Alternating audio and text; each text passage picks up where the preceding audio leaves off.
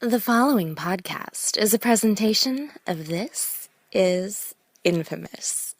Listener discretion is advised.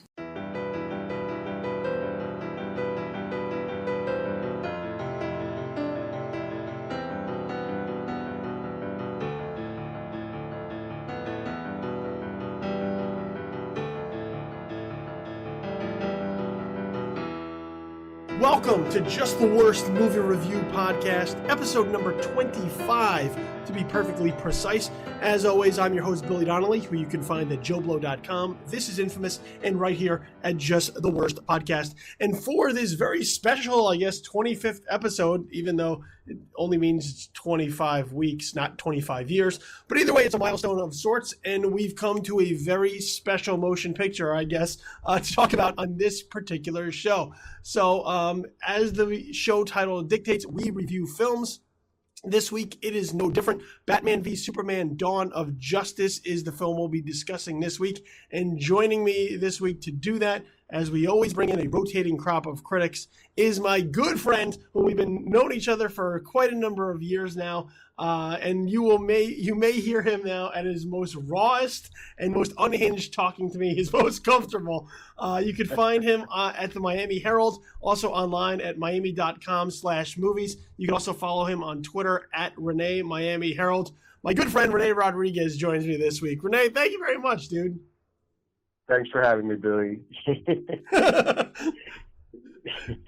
So we discussed this before we even came onto the air, before we even fired up the mics, is that people are accustomed and used to sort of reading you in a much more formal atmosphere with your written reviews. This is one of the few times that you go out and do a podcast. So we talk all the time about movies. We agree about tons of things. We disagree about tons of things. And I anticipate one of the more confrontational and contentious episodes we have ever done for this particular film.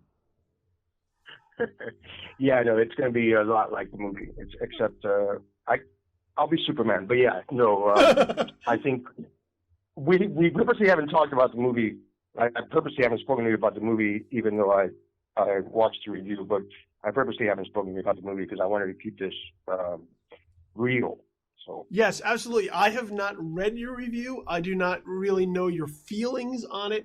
We have not discussed this in advance. Everything that we are going to talk about, this is really our first foray into each other's opinions on the film. So before we get started, though, just sort of, so that everybody kind of is familiar with you and your work, and sort of how long you've been at this, sort of just let everybody know how long you've been involved in film criticism, how long you've been writing about film, so that they could sort of get an idea for your credentials. Well, I've been the movie critic for the Miami Herald since 1995, which is kind of like an eternity. And I'm kind of like one of the last few newspaper movie critics standing that doesn't work for like the New York Times or the LA Times or the Washington Post. But there's a big movie scene down here, and there's a lot of stuff going on in the local art house film scene. And I've also been doing this for so long that the studios, they know and they trust me, so it helps with access, it helps with screenings, and that hasn't helped to protect my job. So for the time being, I'm still here, But I've been doing this since most of your listeners were little babies. All right, so without further ado, because I'm sure we're going to have a lot to talk about on this, let's get right into it. We have one film on the docket to discuss this week, and it is the one film that is on the minds and tongues of both mainstream audiences, fanboys alike, everyone sort of trying to figure out what this is going to be, and that film is Batman v Superman: Dawn of Justice. This is Zack Snyder's follow-up to the divisive Man of Steel. That is the second installment or chapter in the expanding DC cinematic universe that Warner Brothers has planned. Henry Cavill returns as the Man of Steel Superman, with now Ben Affleck wearing the Batman cowl as a new version, a more grizzled veteran version of the Dark Knight, with Jesse Eisenberg filling the role Lex Luthor, Amy Adams returning as Lois Lane, and a number of other actors and actresses filling out the cast. The way that the film is essentially set up is a combative relationship between two titanic superhero figures, legendary icons in the comic book world, Batman and Superman, that ultimately sets the stage for a larger universe to expand further down the line. So that is about as basic as I can put it right out of the gate. This is a spoiler warning, as well as I'm sure we will get into some things periodically. So for anybody who doesn't want to know anything or wants to go into Batman v Superman Dawn of Justice fresh, now is the time to maybe hit pause and come back until after you have seen the film. Warner Brothers has been very insistent on certain spoilers not getting out, but I'm sure at some point we're going to get our hands dirty talking about a few things. So, with that said, that is Warner Brothers has only been protective of one spoiler. I mean, the entire movie was in the trailer. If you saw the trailer, that is movie, true. You've seen the movie. I mean, there are no surprises left, except for one very last thing that happens in the movie, which is inconsequential. But yeah, I mean, you're right. I mean, if you haven't watched the trailer, then yes, then the movie will be full of surprises. If you've seen the trailer that's been playing since November, December, you've basically seen this movie already. So I'm not really sure what their big deal was with all this secrecy. But I always like to be protective with it, because when the quote unquote fanboys get into their outrageous modes, anything that seems to be something that they haven't learned before is a spoiler. So I like to just put sort of a blanket statement out there. Oh no, sure, no, for those people, I agree. But Warner Brothers has taking care of making sure there are absolutely no surprises to be had in this movie. That is also true. They've taken care of that for us. So yes, they have put a lot out on the table, including one villainous appearance late in the game that I think a lot of people were surprised that they were willing to put out so front and center. So we'll get into all of those details. So without with laying that groundwork, Rene, let me toss it right to you. Batman v Superman: Dawn of Justice. What did you think? Well, I went in with hoping for a really fun movie. Everybody thinks Superman is a really boring character. I love Superman. I mean, I don't read the comic books anymore, but he was the first superhero that I read. Who doesn't love Batman? The Batman vs Superman storyline from the Frank Miller graphic novel is, one of the best ever. The Dark Knight Returns, which is the name of that graphic novel, which Warner Brothers turned into one of their DC animated films, and it's in 2 parts. It runs like 3.5 hours, and you can watch it on DVD or Blu-ray. It's one of the best comic book movies I've ever seen, and it's very faithful to the Frank Miller novel.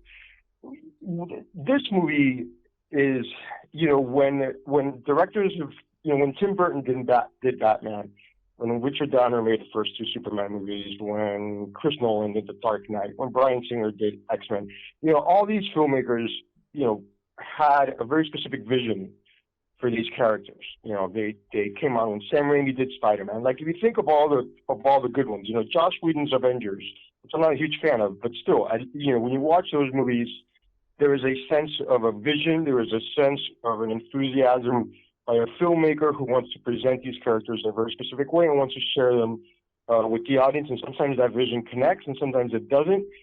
Like Bryan Singer's Superman Returns, which I happen to love, but most people don't. And that one didn't work out. But no one can say, what no one can say about that movie is that it was generic. You may not have liked what he did with Superman. You may not have liked Brandon Routh. You may not like a lot of things about that movie, but that movie had a directorial vision. What you see in Batman vs Superman is everything that Zack Snyder did in Man of Steel in terms of tone, in terms of look, in terms of feel and atmosphere has completely disappeared. This is a Christopher Nolan Xerox movie. From the look of it, from the cinematography of it, the tone of it, the kind of violence that it has, except it doesn't have Nolan's sophistication. It doesn't have Nolan's depth of or his vision or his command. Zack Snyder is really good at creating beautiful images, and there are some movies where that worked. I mean, I think Watchmen is about as good as an adaptation of that graphic novel as you're ever going to get. It's not a good movie, but if you think of it as a companion piece to the comic book, I think it's pretty great. He's, he has a great visual style, and there's no denying that. But he's not a storyteller. And he doesn't know how to, convey these kind of concepts and characters and ideas in a kind of compelling way. He just throws everything he can up on the screen. This movie, it's an incredibly impersonal. It feels like it was made by boardroom executives who were putting together a flow chart of everything that they needed to do to, make their DC universe, compete with the Marvel universe and kind of catch up, because Marvel has had a 5-year head start on them. So they take the premise that at the end of Man of Steel, thousands of people were killed, which if you go back and you watch Man of Steel, Snyder was very careful to show you that all those buildings were empty. It didn't make any sense. But, in that movie, in the context of that movie, thousands of people didn't die. But, of course, everyone, when the movie came out, complained about it. And so they went back, and he walks it back, and all of a sudden, a lot of people, innocent people got killed. So it's a way to bring Batman into the story. Bruce Wayne is angry, blah, blah, blah. But then they also have to, set the stage for Justice League, because Batman versus Superman exists for one reason only. It's a 2.5-hour trailer for Justice League and Wonder Woman and a couple of other movies that we're going to get from the DC universe. So this movie's main objective is to kind of push the story forward so we can get on with Justice League, which starts shooting next week. Zack Snyder starts shooting the film next week. He tweeted a photo already of him in the cast from the set. And that's my main problem with this movie, is that that's why they give the whole thing away in the trailer. It's because there's nothing to give away. This movie is a compendium of like half-baked ideas, of badly thought out characters. I mean, I have no idea what Lex Luthor's motivation is in this movie for doing what he does. And he does a lot. I mean, he does so many things in this movie that at one point I was sure he was, possessed by someone, because I'm like, I mean, this it was completely illogical. Wonder Woman is squeezed into this movie to spout exposition and to basically, again, set up the Justice League thing. There are a couple of other superheroes in this movie that make 5-second appearances for no apparent reason other than to get the fan base stoked. The fight between Batman and Superman, as everyone, who has ever read a comic book knows, is pointless, because we know these guys are going to join forces. So, the crux of the movie is really, again, just to have Batman and Superman together on the screen and, have them team up against a common enemy who the trailers have already revealed who that is. And then that's it. I mean, there is nothing to take away in this movie that makes you replay it in your mind and think, this is great. My favorite scene in this movie is a dream sequence that makes absolutely no sense. I mean, it's completely illogical, and no one who I know can explain to me what that scene is supposed to mean. I liked it because it was so batshit crazy. I mean, it was, there had aliens in it, and it had Batman like killing people, and I was like, what the hell is going on here? But it was the only time in the movie where I was like, this is something I haven't seen before. This is really fun. This is really crazy, and that's kind of what you want from a superhero movie. Is these stories are all basically the same. You want them to show you something that you haven't seen before. And this movie does that in exactly one scene, which is a dream sequence. The rest of this movie can be compressed to a 3-minute trailer. I mean, again, if you watch that trailer, you have seen this movie. I mean, you have seen every big moment in this movie is in that 3-minute trailer, including the big money shot in the movie is in that trailer. And that to me is, proof that, this movie is it's basically just a commercial for a bunch of other movies that Warner Brothers wants you to go see. That was a really long answer. So, see, like I approach this movie, I think, in a slightly different way than you.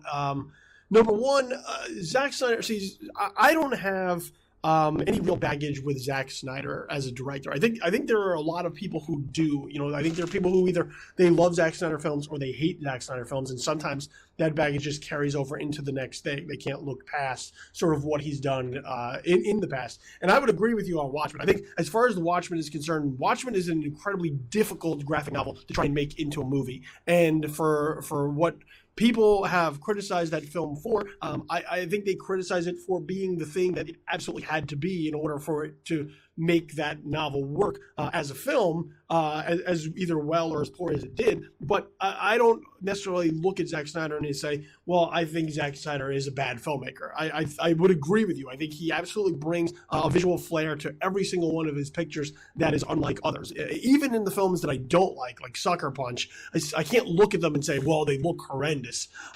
These are pieces of shit. I may look at them and say, I don't like them.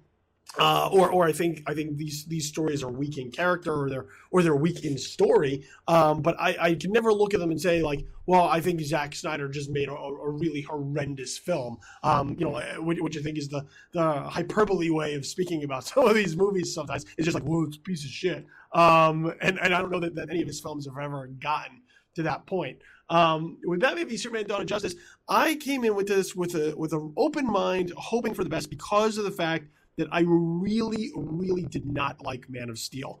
I did not like it from beginning. I did not like it to end. I did not like it in the middle. I did not like what they had done with the characters. I did not like the story they had tried to tell. I wasn't a fan of the tone that they were trying to create with this world.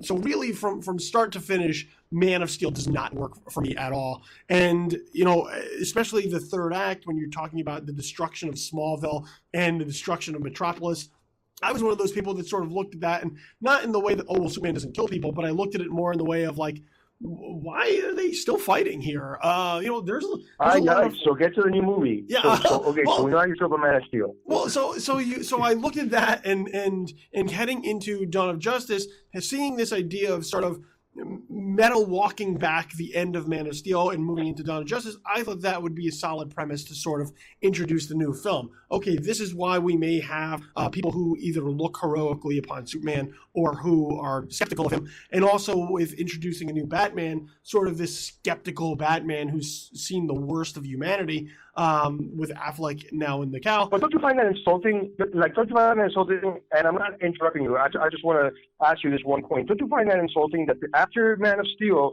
they're walking it back and they're like, oh, okay, so we're just going to change everything that we established in that previous movie. We're just going to change it, and we're just going to change it for convenience sake. So if you were invested in Man of Steel, if you liked Man of Steel, you go see Batman vs. Superman, and Zack Snyder is basically calling you an idiot for liking that movie because Superman killed thousands of people and you were cheering him. Like, don't you find that a little bit kind of cynical that they would do that? It's as if, like, I'm trying to think of a comparison, but I can't, because I've never seen a movie this crass in terms of like, oh, you know what, the first movie didn't work, nobody liked it, we're still making enough money to make a sequel, so let's just make the changes that everybody's complaining about. And, if you invested in Man of Steel, if you like that movie, it's too bad. See, the thing for me, though, is that Man of Steel is really divisive. I know there are a lot of people that don't like it. I know that there are people who kind of like it or think it's okay. I don't know a lot of people who watch Man of Steel and love that film. So as a result, I don't really feel insulted by it as more of a way of, it felt like the fans gave them an out and they lucked into taking it. Like it's not like like the Amazing Spider-Man films, for example, where they did the first film and people didn't really like it, and then they went forward with the second film anyway, and people didn't like that one even more, and then they just had to stop. Here they had a film, the first one, where people took issue with it, and rather than say, well, fuck it, we're going to stay true to this idea that we have, and plow ahead, even though the fans may not like it. Here they had an out, and they said, all right, we'll take it, and we'll pivot a little bit, and we'll see if maybe we can make it work, maybe make it a little bit more palatable. Now, I've had people ask me, they said, well, does this then make Man of Steel perhaps a better film because of the way that Dawn of Justice is now sort of changing it a little bit. And I don't know if that's necessarily the case, but I think it makes for a much more interesting foundation for Dawn of Justice to go ahead and play on. I found Dawn of Justice to be more enjoyable than you did. I didn't find it to be as advertising as, say, Iron Man 2 was in the past, which felt like a giant commercial for the Avengers, to the point where, like, just felt like they were constantly poking you in the ribs to say, like, hey, the Avengers is coming. By the way, we're making the Avengers. No, in case you're not aware, the Avengers. Except Iron Man gets you Iron Man 2, which I did not like either.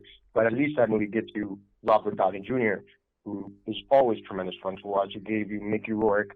It gave you other things to watch, to look, to enjoy, other than just the comic book stuff. And I agree with you. I mean, I did not like Iron Man 2 at all, but it didn't feel as hollow to me as this movie did. Well, I think I like Dawn of Justice more because of the fact that it does pivot away from a lot of the things that I did not like of Man of Steel. So in that way, I think it does sort of a 180 on a number of levels. Well, to say something is better, to say you like something that is better than Man of Steel is it's pretty weak tea, you know? That's like saying, oh, I really like this movie, it's better than Batman and Robin. Well, I mean, look, the bar of expectations were extremely low. I will admit to that. But and here's the thing with Batman v Superman: Dawn of Justice is, I think it's a movie that you make a choice when you're watching it to either give yourself over to it in the moment, or you can pick it apart. And the film that it sort of reminds me of, and I don't mean this on a quality level, but it reminds me in a number of ways of Star Wars: The Force Awakens last year, in that when you watch Star Wars: The Force Awakens, in the moment, you can get absolutely lost in the feel of that film, what it feels like, how it makes you feel about previous Star Wars films, and just sort of immerse yourself in the experience. And I found that with The Force Awakens, when you sort of step back and looked at it from a much more critical standpoint, started to pick apart different things, there are times when it absolutely does not hold up. There are things in The Force Awakens that do not make sense whatsoever. But then I saw it a second time when I went back in, and once again, I was able to lose myself in the experience again. For me, with Dawn of Justice... Well, but The Force Awakens is not a good comparison, because you're talking about Star Wars. I mean, you're talking about a movie that's set in the Star Wars universe, so of course you're going to surrender to it. I mean, you know, I watched Force Awakens, and I was like, you know, this story is really thin, and this doesn't make any sense, and this is stupid, and what, another Death Star? But I didn't care, because it's Star Wars, and you're back in that universe, and J.J. Abrams, you know, he did it old school, he did it with physical effects and locations, and so you take pleasure in that. Whatever problems there are inherent in the story, he was able to do what George Lucas could not do in the prequels, which was to give you that Star Wars feeling again. You know, The Force Awakens, whatever problems you may have with it, feels like a Star Wars movie. I mean, it feels like a Star Wars movie in a way that the prequels did not. Batman vs Superman is not that. Batman vs Superman is the same crap. It's the same over stylized, you know, Christopher Nolan imitation garbage. You know, it's a hollow movie, and I wasn't bored when I was watching it. I mean, for 2.5 hours the movie moves really quickly. There's a lot of stuff going on. So, I mean, it's crammed with incident. So it's not like I was sitting there like agonizing over it or nitpicking it for whatever. But there's a colossal lack of imagination in this movie. I mean, it just doesn't give you anything other than pretty pictures. There's no imagination at work. It feels very machine. You know, it feels like factory line filmmaking to me, and you know, that's why the comparison with The Force Awakens doesn't hold water, because J.J. Abrams put his heart into that movie. Whatever you may think of the script, you know, that movie is from the heart. It's Superman vs. Batman is a movie from the boardroom. Yeah, but I'm not necessarily talking about the way it's made. I'm more talking about just the way it made me feel while I was watching it. And I would agree with the fact that when I watched Batman v Superman: Dawn of Justice, I was not bored watching it. You know, I think with Man of Steel, there were times where it just feels like such a slog, like such a chore to watch it. And I felt the same thing with Superman Returns as well. I never really felt that with the Nolan Batverse, but with the Superman films in recent years, even going back, towards the Christopher Reeve films, where you're talking about Superman 3 or even Superman 4 Quest for Peace, those films are really difficult to watch. There's not a lot going on.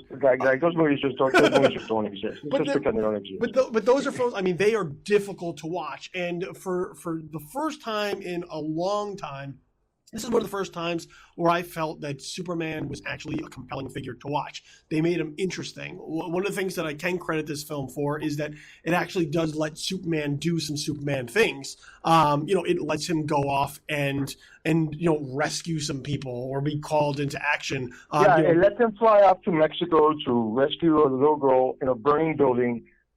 So you can have that beautiful shot of everyone in the Day of the Dead parade, touching him like he was a god. That's the only reason that scene is in the movie. But he still gets to go. He still gets to go do something. Superman Returns. He did a lot of Superman stuff in that movie. He saved the plane that was falling. He saved Parker Posey when her car was out of control, and of course it was a trap. But he went to save her. He saved the city when a huge earthquake threatened to, he saved Perry White from the Daily Planet globe falling on his head. He did a lot of Superman things in Superman Returns too. He did. You just weren't enraptured with it as much maybe. But, that's the criticism that movie gets a lot, and it really irritates me because he does a lot of Superman things in Superman Returns. Superman Returns was a heartfelt Superman movie. This one is made, to give you pretty images and to kind of, say, oh, wow, that was cool. But there's, the thing that, the argument that he does Superman things in this movie doesn't hold water with me, because he does Superman movies in every Superman movie. Not so much in Man of Steel. Man of Steel, he does a couple of things, but and even to go back to your point about Superman Returns, the things that he does in Superman Returns feels like callbacks to things from the Donner films, which is what Singer wanted to do, but it all feels like things that we had seen before. Now, granted, there are only so many things that Superman can possibly do on screen without getting too crazy, but at least here, once again, in comparison to Man of Steel, I felt like they gave him some more Superman things to do. In addition, now setting up a fight against Batman, you give him sort of something to fight. I've always found that one of the main problems with Superman being translated to the big screen is that Superman doesn't always necessarily have a foil, an equal on the other side to make for what people expect to be sort of an action-packed Superman film. And because his natural nemesis is Lex Luthor, brains versus brawn doesn't always necessarily translate to the big screen, which is why even with Man of Steel, they made to call in General Zod, because at least it gives him a physical equal. I thought with the film here, I thought Snyder at least did a good job of building up the anticipation of getting to the fight. Now, we all know that it's inevitable. It's in the title, for Christ's sakes. But I thought at least he gave little builds here and there, little hints of what was to come, so that when you finally got that more key battle, it's a cool thing because we've never had these two heroes on the screen before in a feature film. So in that respect, I was sort of able to lose myself in a lot of the problems of the film, or at least forgive a lot of the things that were along the way, because I was just sort of enraptured by what was happening. That's all you get, though. That's all you get, though. You get the two of them on the screen. And by the way, I would argue that this isn't even a Superman movie. Superman is a supporting character in this movie. This is a Batman movie. This movie opens with the 856th retelling of the Batman origin story, because we need to be told that story again, and seeing his parents being killed in front of him and falling into a Batcave. And then it goes on to his perspective during the climax of the Man of Steel. He's watching Superman as outside. This is a Batman movie. Ben Affleck gets top billing in this movie. This movie is Batman versus Superman, not Superman versus Batman. So I would argue that this isn't even a Superman movie. This is a Batman movie through and through. We spend more time with Bruce Wayne than we do with Clark Kent or Kal-El, or, in this movie, without question. The narrative is about Bruce Wayne. Superman just happens to be a supporting character, but this is really a Batman movie. Well, see, I would disagree in the fact that there is a lot of examination about Superman, the nature of Superman, and what is the responsibility of mankind to accept or reject such a figure on Earth. And I thought with Man of Steel, it was a much more heavy-handed philosophical conversation about Superman that just became a bore at times. Here, I think it passes by a little bit more quickly, and it just sort of throws out some food for thought to get you to consider the nature of Superman. As far as Batman is concerned, there is the interesting idea of of him being so angry and feeling that he needs to take it upon himself solely to sort of disrupt this figure or destroy this godlike creature who people are now so very willing to give themselves over to because of the power that he has. So I think there's some interesting ideas there about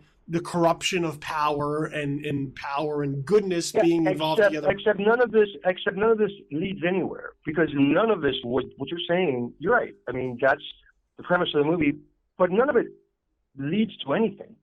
I mean, they basically throw down, they fight, and then that's it. It's like everything that you've been talking about just gets put aside. Batman in this movie is portrayed as more of a vigilante than ever before, and Superman is kind of bothered by that. And Batman is worried that Superman is an alien and that he needs to be held accountable. And so they have their fight, and then that's it. None of this stuff has ever worked out. It's just thrown up there as a reason to get them to fight. And then, boom, here comes Doomsday. Oh, let's do that. Okay, let's just forget about all that other stuff that we were talking about earlier, and let's just bring in Wonder Woman and fight Doomsday.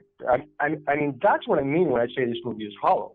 It doesn't, all those issues that you raised just get tossed aside. There's a subplot in this movie involving Superman very early in the movie. He flies to Africa to rescue Lois Lane. She's interviewing a terrorist, and there's a terrorist attack, and so he flies to rescue her, and there's some casualties because of it. That storyline basically just vanishes from the movie. Once it's served its purpose, it just disappears. We never hear about this again. It's just kind of like, never mind. And by the way, the ending of this movie is just as destructive and just as Michael Bay-ish as Man of Steel. It's like they're fighting on the outskirts of town, so we know there's not a lot of people there, but the level of destruction is exactly the same, and Batman is a participant in it. So everything that you're talking about looks good on paper, but it doesn't pay off in the movie in any way whatsoever. I mean, nothing comes of it, like nothing. I mean, I think I would say that that's true of a lot of comic book films, though. Is that that doesn't make it? But no, it may be true of a lot of comic book films. No, I agree. That doesn't mean, well, okay, it's true of all the other ones, so I guess this one's just doing the same thing. I mean, that's not an excuse, that's not, and it's certainly not true of the Christopher Nolan Batman movies, which did explore these issues in a very interesting way. The whole idea of, the Dark Knight. The whole idea of the Dark Knight about how, Batman has to become almost, has to take on the mantle of a criminal in order, those ideas are fully explored in those movies. This movie, it's a great hook, but it doesn't pay off. I mean, how does Batman come to terms with what you just described? The whole idea that, Superman is an alien creature and he must be stopped. Like, that's not resolved in the movie. It just goes away. It's like, there's Doomsday, never mind. No, I mean, I'm not going to disagree with you to that point. I think, the Nolan films were sort of just allowed to exist as their own films. Like the difference between the Nolan films and I think really what makes up the mainstream comic book films now is that the Nolan films were just films that happened to be superhero films, that happened to be Batman, whereas everything else are, these superhero films that are trying to be these films. They're trying to introduce these big ideas. They introduce a lot of them, and while they can be thought-provoking, they do not resolve any of those issues or ideas on the screen. I completely disagree with you. I mean, the X-Men movies, in Bryan Singer, the X-Men, he takes the whole mutant allegory and he explores that very, very fully. And there are answers, and there's lines drawn. The Marvel movies, we're getting Captain America Civil War, which is an extension of what happened in Age of Ultron. And that story has consequences. It did in the comics, and I'm sure it's going to have some in the movie too. It's like, it's not just like an excuse for them to get together and then they fight and at the end they just shake hands. No, like there are consequences to these ideas. If you're going to tackle these ideas, which is a great thing for a comic book movie to do, it doesn't have to do them. But if you're going to raise them, you know, the best comic book movies, the ones that we remember, are the ones that actually treat these things seriously. And that was my point when I said that this movie was not born out of inspiration or an idea or a passion for storytelling. It was born simply out of desire to make money and set the stage for these other characters, because it has absolutely, it's completely empty-headed. I mean, this movie has absolutely nothing to say about anything, to the point that even the villain doesn't get. I mean, do you know why Lex Luthor did? I mean, like, can you explain to me why Lex Luthor did what he did in this movie? Like, what was his motivation? Because I still don't know why he goes through all this. Why he goes through all this trouble? I mean, I don't understand. I mean, I don't know that I really understand either. I mean, don't you think that's a problem? I mean, don't you think that's a problem? I am not going to say that this movie isn't without some major flaws, okay? Because the entire third act is ludicrous, absolutely ludicrous. The creation and unleashing of Doomsday is unexplainable. It just sort of happens. Even the way that Doomsday is created is sort of insane, by just sort of mixing the body of Zod with the blood of Lex Luthor. And that's not spoiler stuff. Well, but it's just this not only is it creation. insane, but it looks terrible. Didn't it look crummy to you? I mean, it looks like a CGI monster. Stuff, it just looks like a CGI monster. I mean, it looked like crappy CGI to me. Like, I was kind of shocked at how bad it looked. I mean, it looks like a CGI monster. Or another movie. And the thing about Doomsday to begin with is, even going back to the comics, and obviously the reason why everybody plays up the idea of Doomsday, and people have tried to do Doomsday before, going back to even when Kevin Smith was involved, and Tim Burton on a number of levels of trying to use Doomsday and playing off the popularity of sort of the Death of Superman comic book that was a big deal for DC Comics when it was first announced. Doomsday himself is not really an interesting villain. He's really just a weapon of destruction that presents a villain for Superman that is unlike anyone that he has ever faced before. That's really about it. There's no personality to Doomsday. There's nothing else other than he's just a killer. So when you have him presented in a film like this, there's no real explanation for what that character is, what his powers even are, what his motivation is, other than he's just sort of this ancient Kryptonian anomaly that was like banned from ever being created again. Yeah, well, saying that, I mean, I would love to speak to someone who has never read a Superman comic book, who doesn't know who Doomsday is. I would love to have them watch this movie and then talk to them about it afterwards, because I don't know if this movie would even make any sense to them, and the Doomsday's counterpart in Batman is Bane, and Christopher Nolan used Bane in The Dark Knight Rises. And he used him really well. And Bane is very similar. Bane is, I mean, he's not a huge monster, but he's a killer. He's a killing machine. The guy's just a killer. That's all that he does. And at the end of The Dark Knight Rises, we find out why he was doing the things that he was doing. I mean, he just didn't show up and said, "Okay, I'm going to fuck shit up." There was a reason for his presence in that film, and it clicked in with the entire trilogy. It called back to the first movie. I mean, it made sense. It was a story. Somebody sat down and wrote a story. And in this movie, there is no story to be had. It's just people throwing things up against the wall. And if a movie doesn't have a story, like, I don't care what the story is. I mean, you may like the story, you may not like the story. But if a movie has no story, it's not a movie. It's just a collection of scenes. And that's why I keep going back to the thing about the trailer. It's like watching this movie feels like watching a 2.5-hour trailer. And that it's all just eye candy and high points, but there's no substance. There's nothing tied this movie together. I mean, nothing ties this movie together. At the end of the movie, and I'm not going to say anything, but at the end of the movie, I had like 800 questions. That I shouldn't have had. They were very basic questions. I keep going back to the Lex Luthor thing because I don't understand it. I mean, maybe I missed it. Like, maybe it's in the movie somewhere. But man, if it's that hard to figure out why this guy goes to the lengths that he does, your movie has a problem. and there's something deeply troubling here, and that's what annoys me about this movie is that, I mean, if it was a different kind of movie or different characters, like I wouldn't care, but these are two huge, seminal, iconic characters, and from my perspective, Zack Snyder has screwed the pooch because he has set the tone for this whole Justice League thing in a very bad way. Wonder Woman in this movie, she's played by Gal Gadot. She's an incredibly beautiful woman. She does nothing in this film except show up and give us exposition, and then at the end of the movie, she does some Wonder Woman stuff. And that's it. Amy Adams as Lois Lane is basically the Perils of Pauline. She's in this movie for one thing only, to be rescued by Superman. Oh, and to show us that Clark Kent is having a sex life, because the first scene in the movie, she's naked in a bathtub. And the rest of the movie, she just needs to be rescued. Diane Lane is Martha Kent. Her whole purpose in this movie is to be kidnapped. So she needs to be saved. Holly Hunter plays a U.S. Senator in this movie whose main purpose in the film is to be played by Lex Luthor and to be manipulated.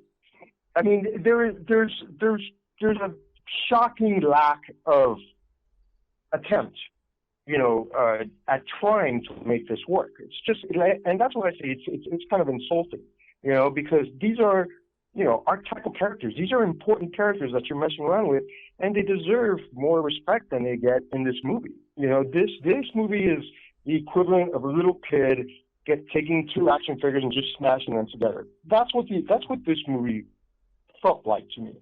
It's just done on an enormous scale. But you come away with nothing. Like when I think of Batman vs Superman, nothing comes to mind except for that crazy dream sequence. Like, I wish the movie had been about that, because that was insane. Yeah, that sequence is insane. And I've had conversations with people, to your point, who have been like, what the hell happened there?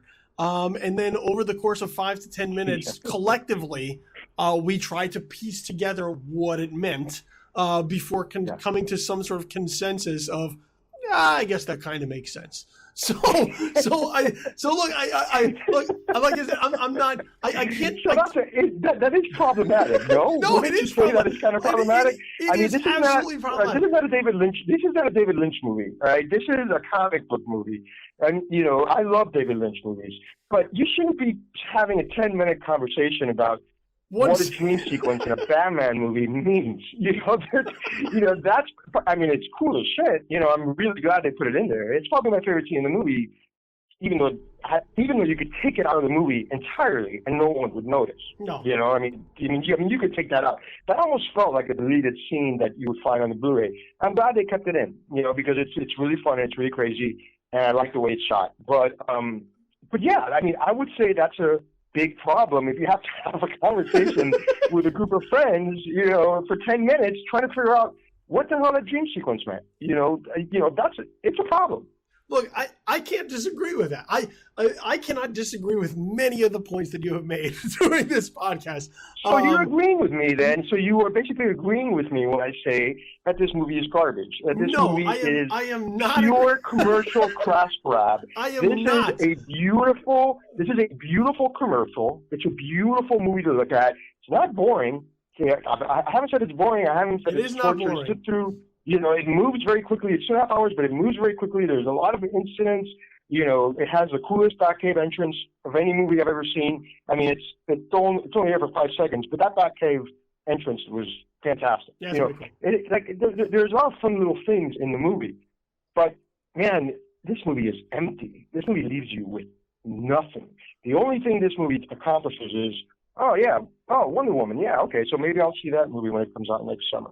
But otherwise, this movie is a complete failure. I mean, it's never exciting.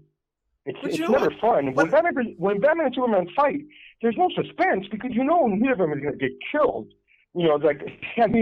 Batman isn't going to kill Superman or vice versa. I mean, it's just not going to happen. Well, that's one of the problems I think that happens with the universe building anyway, though, is that when you start off with one, prior to this, like the model that everybody uses is the Marvel model. That's the Marvel model that everybody wants to copy. But when you look at how that just started with Iron Man. That was just Iron Man. And at the end, they put on this cool thing at the end with Nick Fury, asking about the Avengers Initiative. But that was it. Like, if Iron Man flopped, well, no. It would have, that would have been the end of it. No. But the plan was in place. The plan was in place. Now Disney waited to see how Iron Man did. They didn't do what Warner Brothers is doing, which I think is going to blow up in their face big time. But Disney waited to see how Iron Man did before they proceeded.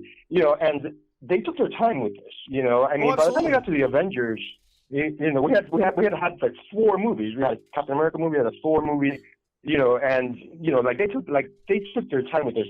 DC is just rushing because they're playing catch up.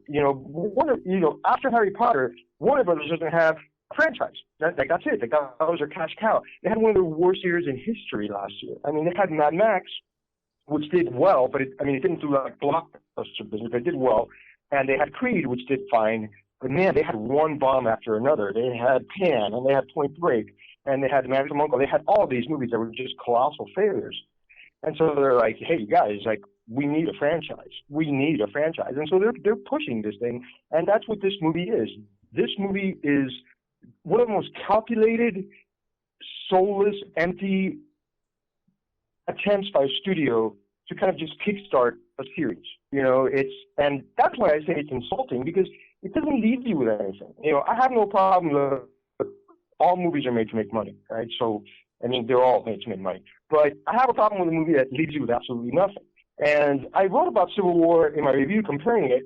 No one has seen Civil War yet, but just speaking from the comic book series, when that movie is over, when the Civil War storyline is done, there are consequences to what happens. It's not just like, all these bros are going to fight, and at the end we're going to shake hands, all right, let's go out for a beer. No, like, Civil War changes things, and so, there's a reason why that movie exists, and they've been very careful to set it up, and I'm really excited to see it. Batman vs. Superman, at the end of the movie, as you know, there's no consequences. There's one consequence, but we already know. The final shot even tells us, don't worry, everything's going to be okay. Yeah. And that's what I mean when I say that it's garbage. It's just product. It's a product movie. It's the kind of thing where they hype it up so much. It's like, oh my God, I gotta go see it. I just gotta go see it. And you go see it, and it's 2.5 hours of nothing. I will not agree with you that it is garbage. I did not have a bad time watching it. Like, that's the one thing that I can say watching this is when you said it's not boring, which it's not. When I sat down and I watched this film, I did not have a bad time watching this. Man of Steel, I remember sitting there watching it and being like, this is not a good time. Forget about Man of Steel. Well, you keep comparing it to Man of Steel. Forget about Man of Steel. Just talk about this movie in its own terms. I didn't have a bad time watching it either. That doesn't mean it's a good movie. No, that doesn't mean it's a good movie. It does.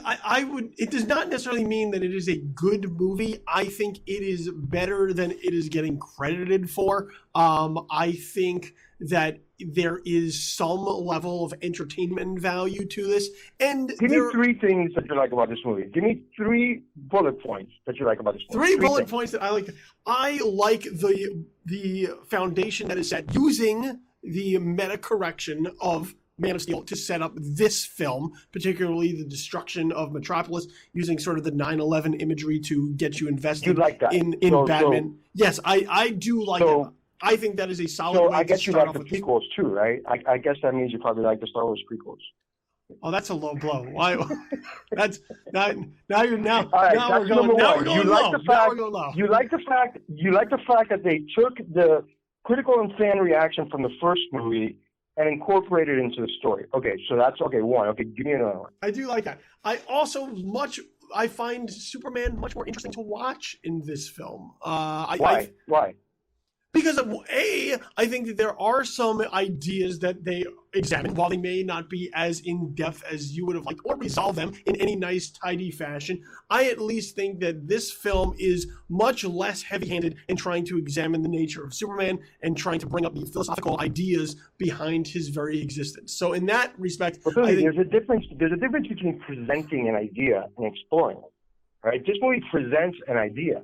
It doesn't explore it in any way. It explores and that's what I was saying earlier. It doesn't explore it in any way. It just serves it up. Level. It just serves it up. It just serves it up. It's like if this alien came down from the sky who was super powered, should we worship him? Should we treat him as a deity, or should we not? Is he too dangerous? I mean, that's not a new idea. This has been explored in the comic books for a very long time. But there's a difference between presenting an idea and exploring it. This movie doesn't explore that. I'm okay with it just getting my brain rolling. I'm okay with it.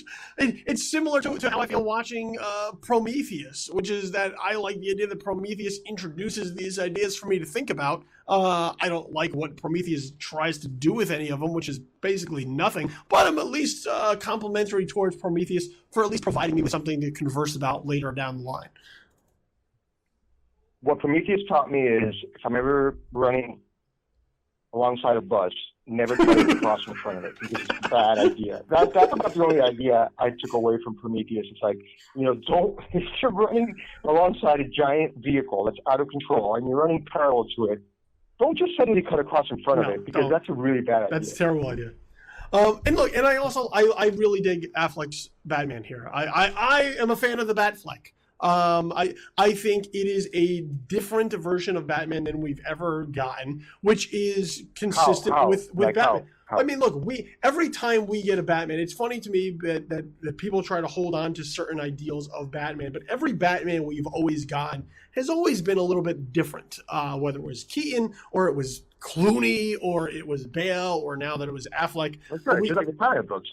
I mean, exactly. He's constantly changing the comic books. Exactly, and which I'm perfectly fine with. And here, I like the fact that with this Batman, we sort of have this grizzled veteran Batman, this Batman that's been at it for a while, this Batman that sort of has seen the worst of humanity, and now his methods may have gotten a little bit more extreme along the way. And look, I think that sort of speaks to where we are as a society. I think that there are people out right now who have sort of compromised their original ideals in order to try and reach a certain goal, to try and get to a certain point. All you have to do is look at the discussion, the presidential elections, to see how people are willing to compromise some of those things. That's bullshit. No, it's not bullshit. That is not. But tell me, okay, so fine, so they present like more grizzled Batman, which by the way is stolen from Frank Miller comics outright. Yes, except yes, the Frank Miller comics, he was even older. But what do they do with it? I mean, where does you're right. Like, this Bruce Wayne is he's older, he's more violent, he's more brutal, he's more savage. He brands his prisoners with a branding iron, so other prisoners in prison can kill them. Which kind of sounds, insane. He kills people. When you say it out loud, it sounds really bad. But it's true. I mean, he stabs one guy right in the heart, and that's why when they announced there was going to be an R-rated cut of this movie on Blu-ray, people were like, "What? Like, that's ridiculous." And then when you see the movie, you're like, "Oh, okay, I understand," because this movie is almost an R. I mean, this Batman is really violent, but aside from that, that's it. It's like, it's a more violent Batman, and just like the whole movie is just darker. It's like dark, like let's get darker. But darker doesn't, in and of itself, is not substantial. I mean, that's just a tone. That's just a mood. The Christopher Nolan Batmans were very dark, but they were also fun. They were exciting. This movie is just dark for darkness' sake. It's grim and a bummer. Look, you're a parent. Would you take your kids to see this movie? Oh no, I'm not a parent. And I'm always like, parents are always like, oh, I would never let my kids see that. And I'm always like, oh, relax. Kids are more resilient than you think.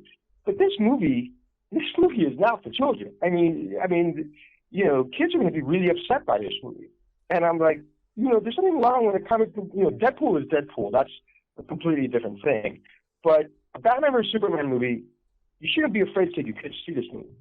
And I would not advise I would tell people take that PG-13 rating seriously because this movie really is PG-13, but it's PG-13 just to be edgy and hip. Like it didn't need to be. It doesn't leave you with anything. Yeah, but you know what? I think that leads to a different conversation altogether. I mean, my son had seen the TV spots for the film, and he sees Batman, he sees Superman, and he says, "Oh, Batman versus Superman," and I said, "Nah, I don't know that one's for you." But I think it leads to a larger conversation over who these movies are made for, and I think that there is an ownership that has been taken over some of these films, some of these properties by an older crowd of comic book readers, people that sort of grew up with these comics throughout their lives, and now they're older. They're not kids anymore. They're people who are in their 30s or their 40s or their 50s. Yeah, that's fine, but there's a way to do it. There's a way to do it. The X-Men movies are fantastic movies.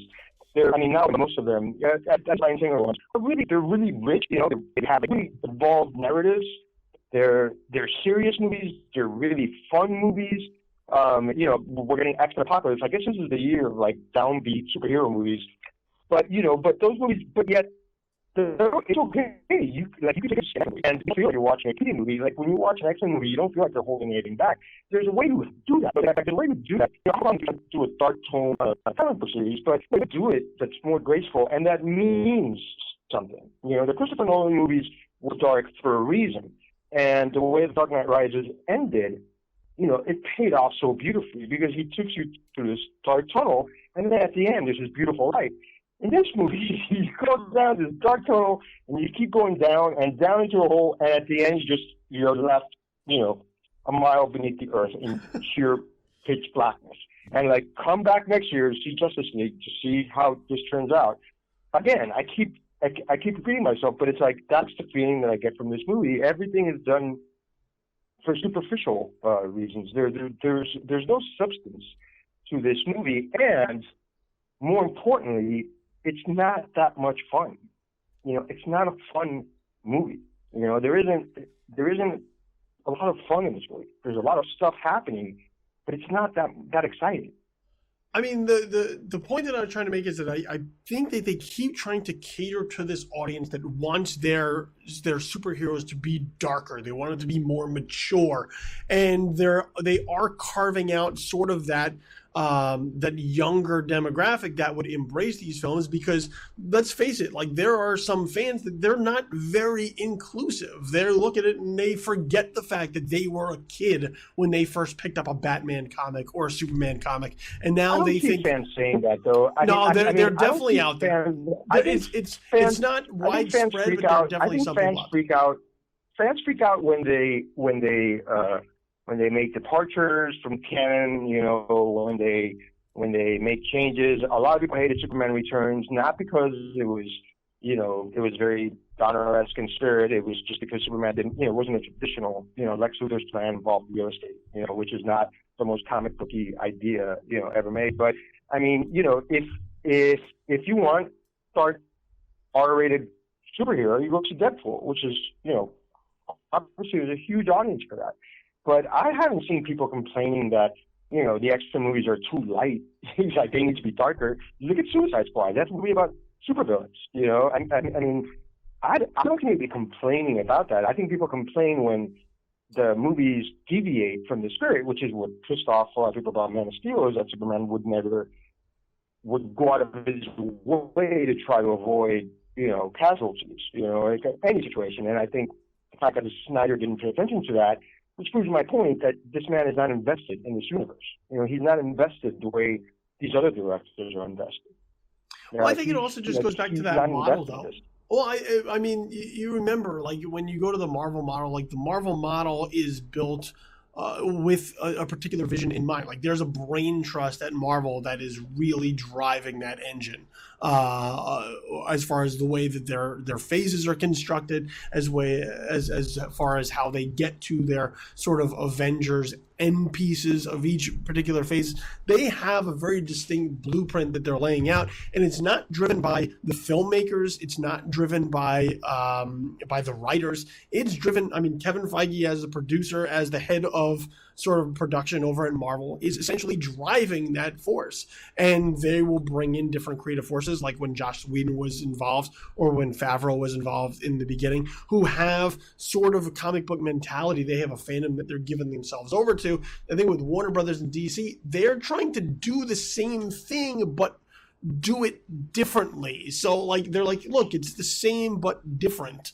By saying Warner Brothers not probably typically. Warner Brothers has always been a directors-based studio. So what Warner Brothers does is they find a director that they like, and if they make a movie that works out with them, they give them another one, and then they give them another one, and they give them another one, and that's why Chris Nolan has such a great relationship with Warner Brothers, because he made Batman Begins, and then they let him make Inception, and he made The Dark Knight, and then he made Inception, and then he made Interstellar. So they trust their directors with this. Warner Brothers is not Marvel, or DC Comics is not Marvel Studios. Marvel Studios is a film company, and they run the series the way an editor runs a comic book title. Like, they oversee the big picture, and that's what Joss Whedon bumped up against when he was making Age of Ultron, because there are certain things that the big picture guys need or require, and Joss Whedon bumped up against that. And so what Warner Bros. Has done is they have chosen Zack Snyder to be their guy.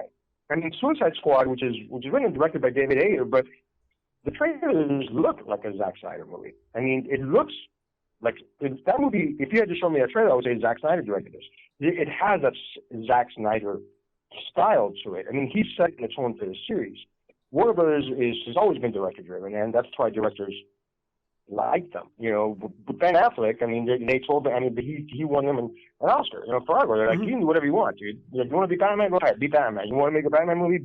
Make a Batman movie. And that's great. They trusted George Miller with Mad Max. Now, I remember George Miller was, back in the 2000s, George Miller was trying to get Justice League off the ground, and it never happened because it was very close. They hadn't introduced the characters. It was very close. And Warner Brothers and Warner Brothers fell asleep. Like, they were asleep at the wheel with this thing. And but that would have been a completely different. I mean, can you imagine a George Miller Justice League compared to this movie? I mean, that script is out there. That script is out there. Yeah, I have peeked at it. It is also batshit crazy. It is also very bizarre. Except George Miller would make it work, because George Miller is a real artist, and George Miller was able to do in Fury Road. All he had to do was just show you an image of something. And he didn't even have to explain it, and you got it. Like, he built that entire universe without explaining anything. And by the end of the movie, you kind of understood, you understood everything about that crazy world. And, you think about Fury Road, and that's such an outlandish, just crazy thing that he came up with. And he never once stops to explain anything, But a good filmmaker teaches you how to, teaches you and tells you what things mean. Zack Snyder doesn't do that. Zack Snyder, and that's why this movie is incomprehensible. I mean, Batman vs Superman is one of the most nonsensical big-budget movies I've ever seen. I mean, nothing in that movie adds up. Why the hell does Lex Luthor have icons on his laptop of Aquaman and the Flash with their logos already done when no one even knows that they exist? I mean, there are things in this movie that just don't make any sense. I imagine that you will get those answers at some point down the line, which is what they're planning on. In other words, you're proving my point. This movie's a trailer. That's exactly what I'm talking about. You'll get the answers in the next movie. Oh, you have those questions now? You'll get the answers in the next movie. Well, I'm sorry, but that's not good enough, man. I want this movie to answer its own questions. I don't want to have to wait 2 years and pay again to see another movie. But you just made my point. This movie is a trailer. This movie leaves you with nothing other than, oh, okay, that's Wonder Woman. Oh, that's the new Batman. Okay. It's all set up. There's nothing else there. But it's a real subtle trailer then. Yeah, subtle like a sledgehammer to the head. Listen, we've been talking for like an hour. No one's listening to this, so we should probably wrap it up. But you should probably admit that you completely overpraised this movie and you got caught up in the fan hype. And it's okay. I get swept up in it sometimes too, But you should admit that you may have been a little bit too effusive, because I did watch your review, so. And I think it was a little bit overboard. I mean, Wonder Woman in this movie is completely wasted. I mean, the only reason she's in this movie is because they have a Wonder Woman movie coming out next summer, and they're like, oh, like we got to introduce this character.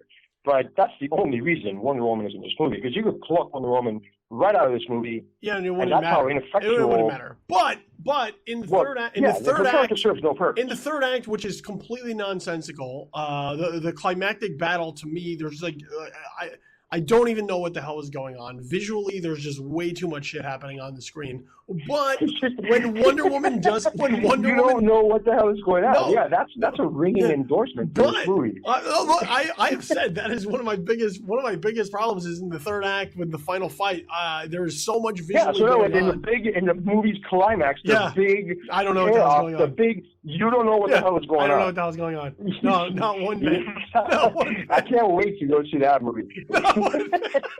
I mean, and it's funny to me because Zack Snyder, who is a director whose bread and butter has been slowing action down, speeds it up for some reason. During the final fight, there's just all sorts of whirling cameras and just and visuals and explosions, and there's fire, and I was like, that's what magicians do. That's what magicians do when they're trying to fool you. No, there's nothing in this movie. Let's just throw a bunch of lights and explosions on the screen, and maybe people won't notice that there's really nothing happening here. It's like watching the final battle. The final battle is like watching a Michael Bay Transformers film, where you're just like, I don't know what I'm looking at. Transformers is better than this. No, come on. I would say the Transformers. I would say if you think about the Chicago scene in Transformers, look, no one hates Transformers movies more than I do, right? But if you think about that Chicago scene, and I think it was Transformers 3, I guess. Yes. The whole Chicago sequence, that was 800 times better. That's very good. Than the final act of this movie. I mean, there's no denying that. I mean, say what you will about Transformers movies, but, when Michael Bay gives you an action set piece, he gives you an action set piece. And that's why those movies keep making money, even though nobody likes them. I haven't met a single person who likes a Transformers movie, and yet they're making 3 more. They're making 3 more because each one makes more money than the last. I have met people who like those films. I have met them, and it is, I can explain it to you very, very simply. It is that they are loyal to the brand. So they go see it. It doesn't matter what happens in the rest of the film. All that matters is that they get Transformers on the screen and that they fight. And I think this is a similar thing. Well, but that's not liking a movie. That's not liking a movie. That's liking a brand. I mean, that's a big thing. But as a result, they like the movie. They don't even look at it as a movie. They look at it as a bunch of stuff that they're not paying attention to happening. And then, oh, look, Transformers are fighting. Good enough for me. And I think that's sort of. So, just to wrap this up, so we agree that Batman vs Superman is going to make ton-load of money, truckload of money, and we both agree that it's garbage. It is not garbage. It is not garbage. Trailer for Warner Brothers it's a desperate Hail Mary move by Warner Brothers. You're like, hey, you know what? Let's put the whole thing let's put a 3-minute trailer that encapsulates the entire movie from start to finish. So people will think there's a lot more going on to this movie, and then when you go see it, you realize, oh wait, I've already seen this movie. Except the first time I saw it was only 3 minutes long, and now it's 2.5 hours long. But we're gonna agree that it was. No, we're not. We're not. Stop putting words in my mouth. Zack Snyder sets up this plot point involving a guy who lost his legs in a wheelchair. He sets up this plot point in this movie. And then when it pays off, you're supposed to be surprised. You're supposed to be taken by surprise. It is one of the most telegraphed, plot twists I've ever seen in my life. I mean, if you don't know that that's coming, then you're 8 years old. Because there's no no subtlety in this movie whatsoever.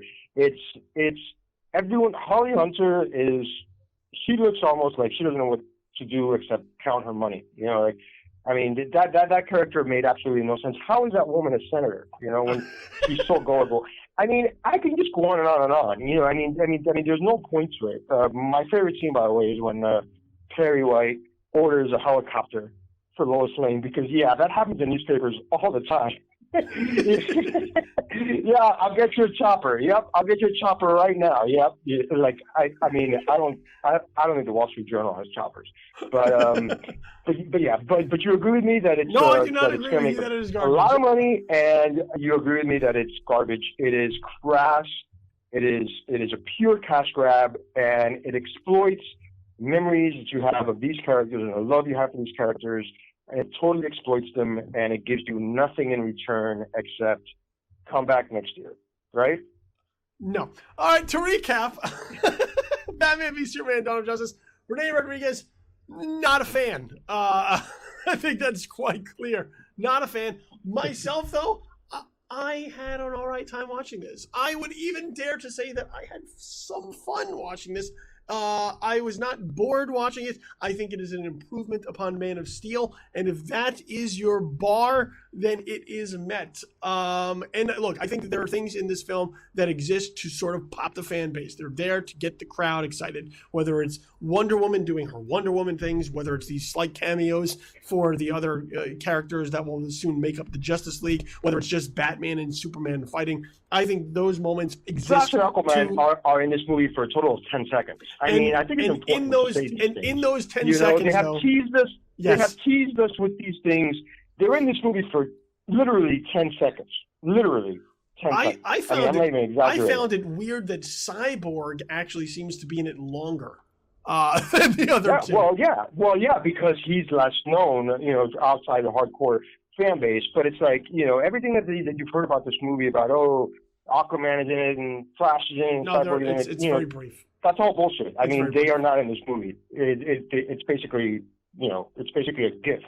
There's a GIF of Aquaman in this movie. Yeah, but all of those things are there to sort of get the crowd excited. We both saw it with fans, and I think you would agree with me that those were moments that the fans really did. Well, it was a fan screening, of course. It was a fan screening. Of course, the fans are going to get it. It was a fan screening. But I think by and large, cheer when they see Aquaman. But I think by and large, that will be a similar response that the film will get as it plays in its opening. Is that when fans go out and see it, those are the moments that they're going to respond to. Those are the moments that they're going to remember. I think you underestimate the audience. I think you really underestimate the audience. I think, everyone likes to see, shout outs to their favorite characters, but it has to be in the context of a better movie. And I don't think this movie is going to have good word of mouth. I really don't. It's going to be colossally successful, but I think the word of mouth on it is going to be toxic. And I think Zack Snyder and Warner Brothers have dug themselves into a hole that I would not want to be in. That may be the case, and we'll find out. But I also do think it is better than the Amazing Spider-Man films, which I also hate. No, it's not. Yes, it's not. The Amazing Spider-Man is better. Yes, it is. Yes. And you know how much I hate those films. Amazing Spider-Man 2. Now, I like every Spider-Man movie ever made. I like Spider-Man 3, so I'm not a big judge of Spider-Man. But having said that, I think Mark Webb's Spider-Mans are terrific. All right. I will leave that as your last word. Before I let you go, man, let everybody know where it is that they can find you out there in print as well as on the interwebs. Well, in print, just about Miami Herald. Online, you can go to miami.com/movies, and you can follow me on Twitter at Rene Miami Herald. Rene Rodriguez, my good friend. I knew.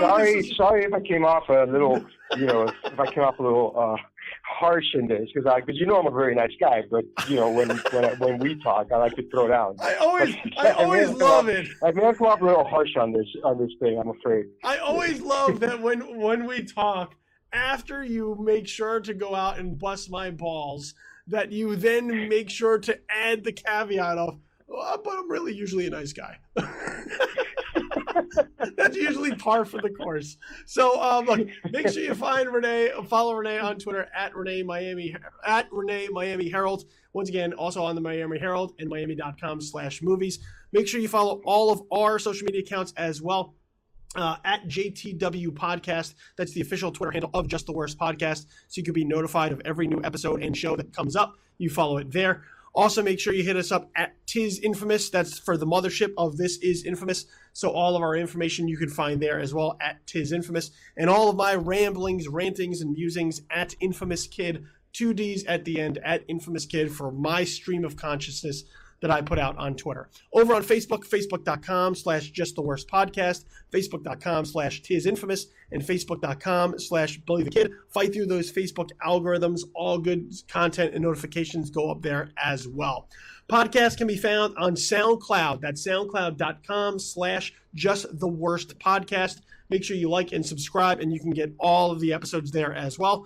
Or if you have an Android or Apple device, and I know you do, download the SoundCloud app, and your subscription will bring every episode and every show into the palm of your hand. So whether it's your phone or your tablet, you'll get all the podcasts to you. So soundcloud.com/justtheworstpodcast or the SoundCloud app.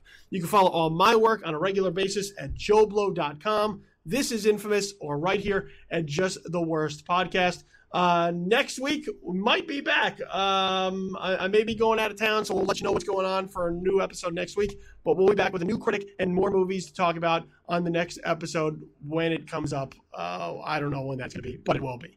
I want to thank my guest, Rene Rodriguez, my good friend. We made sure that this was the show that he came on to talk about, and I hope you were entertained by it. I was, even though I was on the receiving end of Rene Rodriguez here. But it was fun, man. So we definitely have to do this again further down the line. Let's do it for Civil War. Oh, man, he's already calling his shot. All right, you guys, make sure you listen and tune in to all the future episodes that are coming up. And look, there's always something good out there to watch if you look hard enough. So find yourself a good movie to check it out. I think Batman v Superman: Dawn of Justice might do it for you.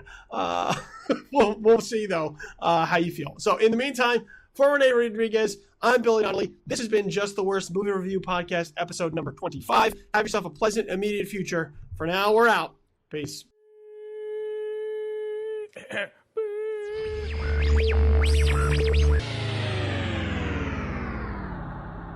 Just the Worst Movie Review Podcast, episode number 25, has been a presentation of Just the Worst Podcast.